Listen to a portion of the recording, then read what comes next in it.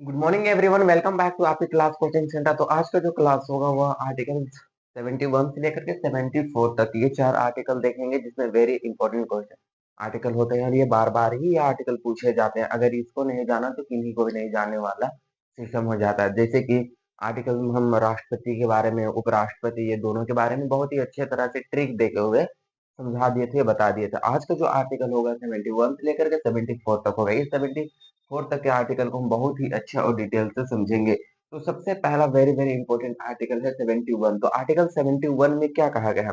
यदि राष्ट्रपति और उपराष्ट्रपति ये दोनों ही है, उन पर किसी भी प्रकार के मुकदमा चलता है, वो कहाँ पे सुलझाए जाएंगे?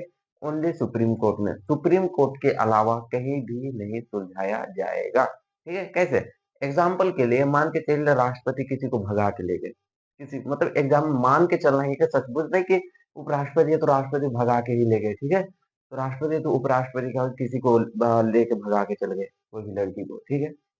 आप वो अपहरण का उन पर केस लग जाएगा, तो क्या उसे हाई कोर्ट में देखा जाएगा, डिस्ट्रिक्ट कोर्ट में देखा जाएगा? नहीं, उनका जो मुकदमा होगा वो डायरेक्ट सुप्रीम कोर्ट में देखेंगे। सुप्रीम कोर्ट के अलावा और कहीं नहीं उनके मुकदमा को लड़ सकते हैं, या तो फिर उनके देखा जा सकता है। ठीक है? या तो वहां पे ही उनकी कार्रवाई की जा सकती है। तो आर्टिकल 71 यही कहता है, मात्र आपको इतना ही बात याद रखना है और इतना ही कहता है। आपको ये नहीं देखना कि थोड़ा सा लिखा हुआ है, इसका मतलब ये नहीं कि आर्टिकल 71 से आपके जो बातें हैं वो छूट रहे हैं। जो बात है आर्टिकल में उसी को हम बता रहे हैं, ना कि उससे ज्यादा ना ही उससे कम बता रहे हैं। ठीक है? तो आर्टिकल 71 में यही कहा गया है कि यदि राष्ट्रपति और उपराष्ट्रपति का मुकदमा चलाना ही है तो वह मात्र सुप्रीम कोर्ट में ही चलाए जाएंगे, उसके अलावा और कहीं से चलाए नहीं जाएंगे। ठीक है? तो ये हो। अगर हम देखते हैं कि आर्टिकल 72, तो article 70 is very very important article. आप इसे नोट भी कर लीजिए और ये क्वेश्चन में पूछ एग्जाम में जो भी एसएससी का भी फिलहाल एग्जाम होने वाला है उसमें ये आर्टिकल पूछ भी सकते हैं, नहीं भी पूछ सकते, कोई गारंटी नहीं है। लेकिन हाँ, क्या है कि कोई भी गवर्नमेंट एग्जाम को उतनी गारंटी नहीं दे सकते कोर्ट क्या क्वेश्चन देंगे क्या क्वेश्चन, लेकिन आपको ये वेरी वेरी इंपॉर्टेंट आर्टिकल्स हो सकते हैं। कैसे? यहाँ पे राष्ट्रपति की न्यायिक शक्ति के बारे में दिया गया है।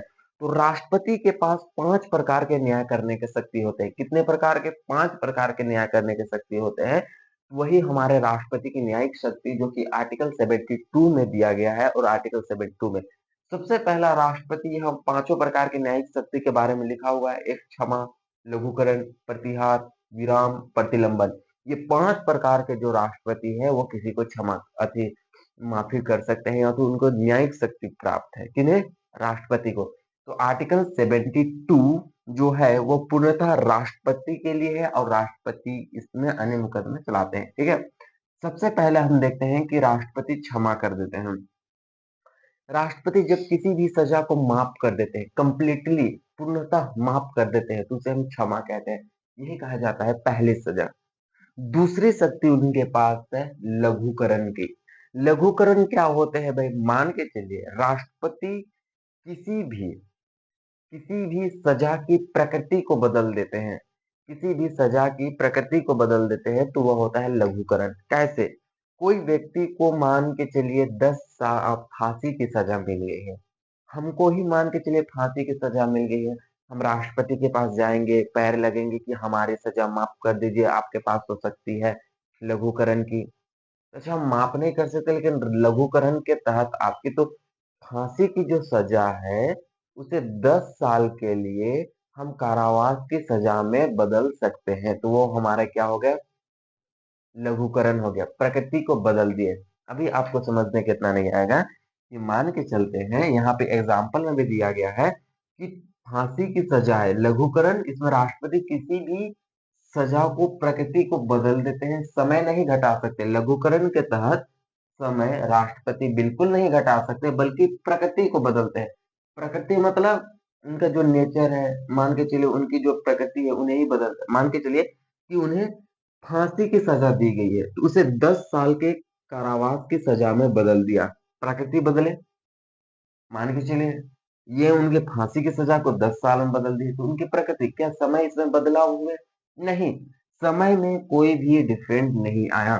तो पहली जो शक्ति है वो क्षमादान की शक्ति है। राष्ट्रपति पुनः जब किसी भी सजा को माफ कर देते हैं तो वो क्षमा लेकिन लघुकरण के अंतर्गत राष्ट्रपति प्रकृति बदल देते हैं, ना कि समय बदलते हैं। ठीक है, याद रखना है।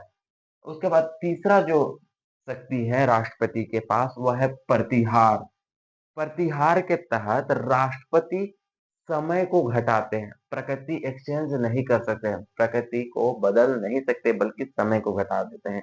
जैसे कि किसी भी व्यक्ति को 10 साल 5 सॉरी 10 साल के लिए सजा दी गई है, 10 साल की सजा दी गई है, तो राष्ट्रपति इसकी प्रकृति 10 साल से वो फांसी की सजा में नहीं कर सकते। यहाँ प्रकृति नहीं बदला जा सकता प्रतिहार, तो क्या करेंगे? हाँ, लेकिन समय को घटाया जा सकता है। तो प्रतिहार में समय घटा देते हैं, तो 10 साल से करके इसे क्या कर देते हैं? 5 साल कर देते हैं, अर्थात समय घटा देते हैं, ना कि प्रकृति में चेंज हुए। सजा की सजा थी, सजा ही मिली, लेकिन कम समय के लिए मिली। पहले 10 साल की सजा थी, अब उसके समय में कमी कर दी गई है, तो उन्हें अब 5 साल की सजा मिलेंगे। तो ये उनकी तीसरी शक्ति है, इसी को कहा जाता है प्रतिहार। ठीक है? तो क्षमा, कंप्लीटली माफ, क्षमा, अगर लघुकरण के तहत वह प्रकृति को बदलते हैं, समय को नहीं, याद रखना है। और प्रतिहार के तहत वह प्रकृति को नहीं बदलते, अपितु समय को घटा देते हैं। समय घटाया जाता है प्रकृति। हाँ, ये एक बात याद रखना है, अपने दिमाग में बैठा के रखना है कि राष्ट्रपति फांसी की सजा को कम या बढ़ा नहीं सकते हैं। ना तो उसे अधिक समय के लिए बढ़ा सकते हैं, ना ही फांसी की सजा को वो कम कर सकते हैं। राष्ट्रपति को यह पावर नहीं दिया गया है लघु प्रतिहार के तहत कि वे फांसी की सजा को बढ़ा दे या तो उसे घटा दे। मान के चलिए किसी को 5 दिन के बाद फांसी मिलना है, राष्ट्रपति कहेंगे उसे अब भी फांसी दो, अब भी फांसी दो, मेरे पास प्रतिहार की प्रकृति है। नहीं, प्रतिहार की तुम्हारे पास शक्ति है, कोई इसमें शक की बात नहीं है, आपके पास प्रतिहार की शक्ति है, परंतु आप ऐसा नहीं कर सकते कि कोई भी व्यक्ति की सजा को, फांसी की सजा को आप नहीं घटा सकते हैं, ना ही उसे बढ़ा सकते हैं। समझ में आ गया? ये होते हैं राष्ट्रपति की तीसरी शक्ति, जो कि प्रतिहार हो गए। ठीक है? चौथे शक्ति होता है विराम। अब विराम क्या होता है? मान के चलिए कोई भी कैदी के स्वास्थ्य खराब हो गए, जैसे कि बात आती है 1924 ईस्वी में, कौन किसके पास गया? महात्मा गांधी, उनकी तबीयत खराब थे। तो तबीयत खराब थे, तो उन्हें जेल से रिहा कर दिया गया था ताकि वह ठीक ठाक हो जाए। तो उन्होंने क्या किया? जाके बेलग्राम अधिवेशन कर दिया। ठीक है, तो वो अलग की बात है, अभी वहां नहीं जाना है, लेकिन आपको समझाने के लिए बोल रहे हैं। तो विराम में क्या होगी? किसी भी कैदी की स्वास्थ्य खराब हो गई, तबीयत खराब हो गई, तो एकदम तरह से जोंडिस आ गया, बीमारी हो गई, तो उसकी सजा को कुछ समय के लिए विराम लगा देते हैं। इसको इसको थोड़ा सा मेडिकल भेज दो, इसको चेकअप उपअप करवा, इसकी बीमारी को ठीक करवा, उसके बाद फिर वापस जेल में लगाओ इसको, फिर जेल में चक्की पिसवा, यानी कि दवा खिया खिया के चक्की पिसवाना। किसका काम होता है? राष्ट्रपति का। वह विराम कर देते हैं, कुछ समय के लिए उनकी सजा को विराम कर देते हैं, कैदी की स्वास्थ्य खराब हो जाते हैं तो। स्वास्थ्य, और एक ऐसा ही है प्रतिलंबन, जो कि विराम से मिलता जुलता है। प्रतिलंबन विराम से मिलता जुलता है। मान के चलिए कि अति प्रतिलंबन में क्या, राष्ट्रपति जो होते हैं फांसी के लिए माफ कर देते हैं, कुछ समय के लिए प्रतिलंबन कर सकते हैं फांसी की सजा को। राष्ट्रपति उसे बढ़ा ना घटा नहीं सकेंगे। हाँ, लेकिन कुछ समय के लिए राष्ट्रपति उसे रोक सकते हैं, प्रतिलंबन कर सकते हैं, यानी सस्पेंड कर सकते हैं कुछ समय के लिए। क्यों? क्योंकि जो वो कैदी जो है वह अपना दया याचिका अपील कर सके, कि माफ कर दे, तो अपनी दया याचिका अपील कर सके, इसलिए राष्ट्रपति जो होते हैं वो कुछ समय के लिए कैदी की सजा को प्रतिलंबन अर्थात रोक सकते हैं। ना तो समय को बढ़ा सकते हैं, ना ही घटा सकते हैं। ठीक है? फांसी की, हम बोल रहे हैं फांसी की, प्रतिहार के तहत तो वो बढ़ा सकते हैं, समय को घटा सकते हैं, समय घटाते हैं, लेकिन बढ़ा भी सकते हैं, घटा भी सकते हैं। ठीक है? लेकिन फांसी की सजा पे वो समय नहीं घटाते हैं, लेकिन कुछ समय के लिए रोक लगा देते हैं, ताकि कैदी जो है वह अपनी दया याचिका अपील कर सके। यही होते हैं प्रतिलंबन। तो ये आर्टिकल 72 वेरी वेरी इंपॉर्टेंट है। राष्ट्रपति की न्यायिक शक्ति के बारे में दिया गया है कि वो कितने प्रकार के राष्ट्रपति न्याय करते हैं? 5 प्रकार के। पहला जो है क्षमा, लघुकरण, प्रतिहार, विराम, प्रतिलंबन। क्षमा, कोई भी सजा को माफ कर दिया, जाओ तुमने माफ कर दिया, क्षमा। लघुकरण, कोई भी सजा की प्रकृति बदल दी, 10 साल 10 साल की सजा को फांसी में बदल देना, या फांसी की सजा को 10 साल के कारावास की सजा में बदल देना। ये क्या हो गया? लघुकरण। प्रकृति बदली। प्रतिहार, समय को घटा देना। आपको 10 साल की सजा मिली है तो हम आपको 5 साल की सजा कर देते हैं, ये समय घटा दिए प्रतिहार के तहत। विराम के तहत, कैदी की स्वास्थ्य खराब हो गए, विराम और प्रतिलंबन मिलता जुलता है, भूलना नहीं है। तो विराम के तहत क्या हो गया? कैदी की स्वास्थ्य खराब हो गए, तबीयत खराब हो गया, बुखार हो गया, जॉन्डिस हो गया, क्या हो, निमोनिया हो गया, टाइफाइड हो गया, तो राष्ट्रपति कहेंगे जीवन जीने के इन्हें भी अधिकार है, आर्टिकल 21 देता है, इन्हें भेज दो, इसे मेडिकल वेडिकल चेकअप करवा के लाओ फिर से। ये विराम कर देते हैं फिर से। और प्रतिलंबन, जब राष्ट्रपति फांसी की सजा को कुछ समय के लिए विराम लगा देते हैं ताकि कैदी जो है वह जाके अपनी दया याचिका अपील कर सके। यह हो गया आर्टिकल 72 जो कि राष्ट्रपति से पुनः संबंधित है। राष्ट्रपति के 5 प्रकार की न्यायिक शक्ति के बारे में पूछा जाएगा कि राष्ट्रपति को कितने प्रकार की न्यायिक शक्ति देते हैं, तो 5 प्रकार की राष्ट्रपति की न्यायिक शक्ति की चर्चा किसमें है, कौन सा आर्टिकल में? 72 में है, आप ये बता सकते हैं, ठीक है। आर्टिकल हम 73 कहते हैं। अब ये उतना भी इम्पोर्टेंट नहीं है, लेकिन जानना है तो इम्पोर्टेंट तो है भाई, सबको जानना है तो इम्पोर्टेंट तो है। आर्टिकल 73 कहता है कि राष्ट्रपति जो है वह कार्यपालिका, कार्यपालिका का मतलब कौन होते हैं? कार्यपालिका के अंतर्गत प्रधानमंत्री आते हैं, कर्मचारी, जितने भी कर्मचारी अधिकारी हैं वो कार्यपालिका के अंतर्गत आएंगे। प्रधानमंत्री, अपितु राष्ट्रपति भी आ जाते हैं, सचिव, ये भी कार्यपालिका के अंतर्गत आ जाते हैं। यानी कि जितने भी कर्मचारी और अधिकारी काम कर रहे हैं वो कार्यपालिका है, चाहे वो प्रधानमंत्री नहीं है, उन्हीं को कार्यपालिका कहा जाता है।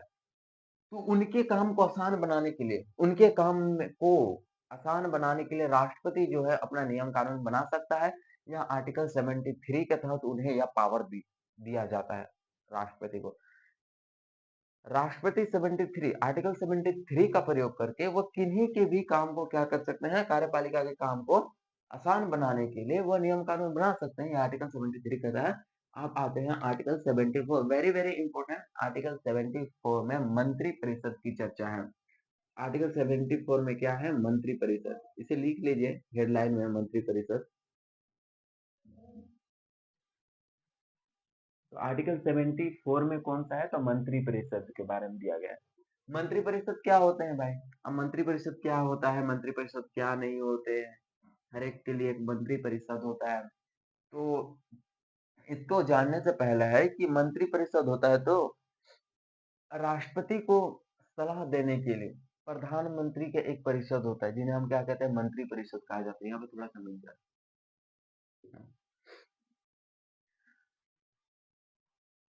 तो राष्ट्रपति को सलाह विचार देने होने के लिए एक मंत्री परिषद होता है, जिसका प्रधानमंत्री कौन होते हैं?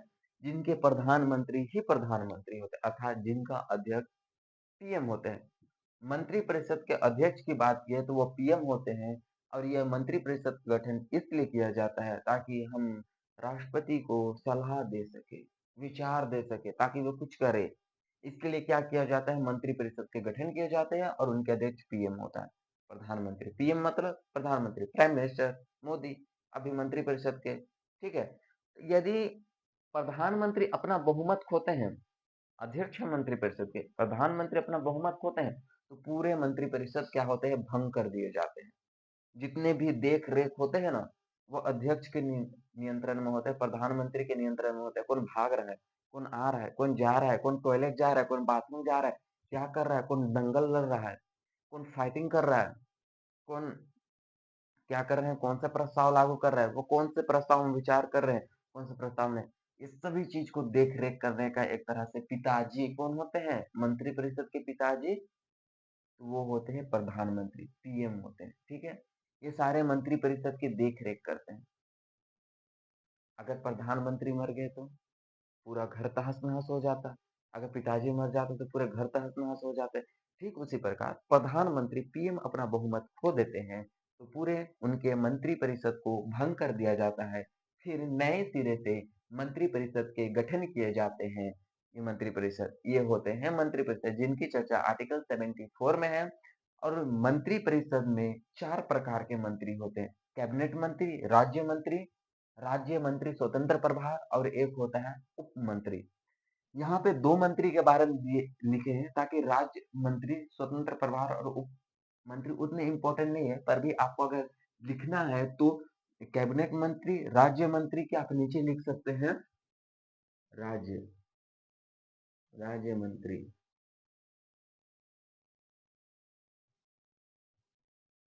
स्वतंत्र प्रभार और एक होता है उप मंत्री। उप मंत्री ये तीसरा हो गया हमारा, ये हो गया चौथा। अगर लिखना चाहते हैं लिख सकते हैं। तो मंत्री परिषद में टोटल कितने मंत्री होते हैं? तो 4 प्रकार के मंत्री होते हैं। सबसे पहला कैबिनेट मंत्री। कैबिनेट मंत्री आप सभी जानते हैं, अमित शाह कैबिनेट मंत्री, राजनाथ सिंह कैबिनेट मंत्री। जितने भी बड़े बड़े विभाग हैं, जितने भी जैसे वन विभाग, शिक्षा विभाग, ये सभी शिक्षा विभाग हो गए, फिर हो गया शिक्षा विभाग, वन विभाग, रेल विभाग, जितने भी हो जाते हैं वो कैबिनेट मंत्री के हाथों में होते हैं। जैसे कि अमित शाह है, राजनाथ सिंह के साथ और रक्षा विभाग उनके हाथों में दिया गया है। अ, अश्विनी रेल मंत्री अभी कौन है? वैष्णव अश्विनी है शायद, अभी रेल मंत्री हैं। उनके हाथों में दिया गया है अभी विभाग। तो जितने भी बड़े-बड़े विभाग होते हैं, उनके मंत्री को क्या कहा जाता है? वो कैबिनेट मंत्री कहा जाता है। उसमें बैठने वाले जो नेता होते हैं ना, उन्हें ही कैबिनेट मंत्री कहा जाता है। जिसको अमित शाह एक कैबिनेट मंत्री, राजनाथ सिंह कैबिनेट मंत्री है, वैष्णव अश्विनी वैष्णव एक कैबिनेट मंत्री है। तो ये कैबिनेट मंत्री। अब उनको सहायता करने के लिए, उन्हीं को सहायता करने के लिए एक होते हैं राज्य मंत्री। उनके से छोटे विभाग में राज्य मंत्री, बड़ा विभाग में कैबिनेट मंत्री, उससे छोटे विभाग में राज्य मंत्री। वो सहायता करते हैं कैबिनेट मंत्री के। हर एक राज्य में यहाँ कहा गया है या कैबिनेट मंत्री के सहायक, तो ये हर एक राज्य में नहीं होता। कैबिनेट मंत्री, सॉरी, राज्य मंत्री हर एक राज्य के नहीं होते, बल्कि वह हर एक विभाग के मंत्री होते हैं राज्य मंत्री। वो कैबिनेट मंत्री की सहायता करते हैं, इतने याद रखना है। अब राज्य मंत्री की सहायता करने के लिए एक होते हैं राज्य मंत्री स्वतंत्र प्रभार, और राज्य मंत्री स्वतंत्र प्रभार की सहायता करते हैं उप मंत्री। तो क्या राज्य मंत्री हर एक राज्य के राज्य मंत्री होते हैं? नहीं, हर एक विभाग के अपने एक मंत्री होते हैं जिन्हें राज्य मंत्री कहते हैं, और ये जो होते हैं वो कैबिनेट मंत्री की सहायता करते हैं। अर्थात हम कह सकते हैं ये बड़ा विभाग है, ये बड़ा विभाग है, तो इसमें कौन से मंत्री हो जाएंगे? कैबिनेट मंत्री हो जाएंगे। और ये कौन सा विभाग है? ये छोटा विभाग है, ये छोटा विभाग में कौन से मंत्री हो जाएंगे? राज्य मंत्री हो जाएंगे। उससे भी छोटा विभाग है, उससे भी कौन सा विभाग है? उससे भी छोटा विभाग है, जिसमें राज्य मंत्री स्वतंत्र प्रभार हो जाएंगे। उससे भी छोटा विभाग, बिंदु बना दो, उससे भी छोटा विभाग, इसमें उप मंत्री होंगे। क्या राज्य मंत्री, ये तो राज्य मंत्री है, बड़ा विभाग से छोटा विभाग, राज्य मंत्री ये इन विभाग के सहायता करते हैं, ये इस विभाग के सहायता करेंगे, ये विभाग के सहायता करेंगे, अपने से बड़े विभाग के सहायता करते हैं। तो राज्य मंत्री हर एक राज्य में नहीं होता, परंतु हर एक विभाग में एक मंत्री होते हैं जिन्हें राज्य मंत्री कहा जाता है। अर्थात मंत्री वही होते हैं जो विभाग में बैठते हैं, मशरूम को मंत्री कहा जाता है।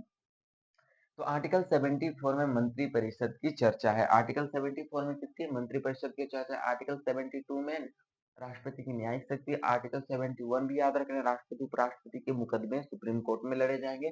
आर्टिकल 73 में याद रखना है, संघ की कार्यपालिका को आसान करने के लिए नियम कानून राष्ट्रपति बना सकते हैं 73 के तहत। और आर्टिकल 72 के तहत राष्ट्रपति को 5 प्रकार की न्यायिक शक्ति प्राप्त है। ये आपको याद रखने हैं, और आप अगर चाहते हैं तो स्क्रीनशॉट तो ले सकते हैं।